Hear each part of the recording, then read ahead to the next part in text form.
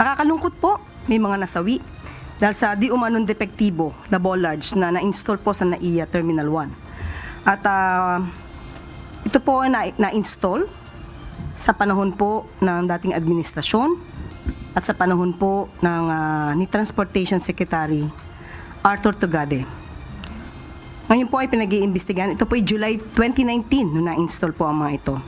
Hindi napigilan ng security bollards ang malagim na insidente sa Ninoy Aquino International Airport o NAIA Terminal 1 noong linggo May 4. Katunayan, natanggal ang isang bollard ng humaharurot na sasakyan kaya hindi naprotektahan ang mga tao sa departure area ng paliparan.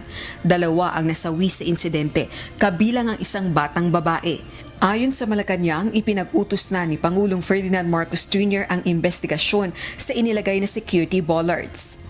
Pinaiimbestigahan na po paano po ang naging procurement pati yung specifications.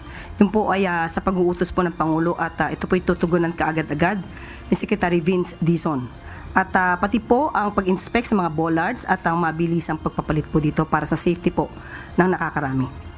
Nagsalita na rin ang ilang kongresista kaugnay ng issue. Kwine-question nila ang anilay pagiging substandard ng mga istrukturang ito. Supposedly itong bollards na to dapat iprotektahan nila yung mga pasahero eh. 'Di ba? Bakit bumigay? Substandard ba ito? Mababaw ang bollard pero malalim ang issue ng korupsyon.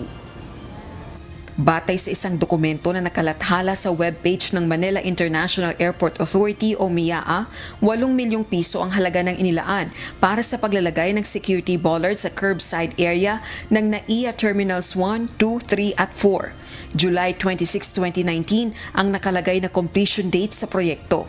Iniimbestigahan na ng MIAA at ng operator ng NAIA na New NAIA Infrastructure Corporation ang security bollards. Rosa Licoz, UNTV News and Rescue.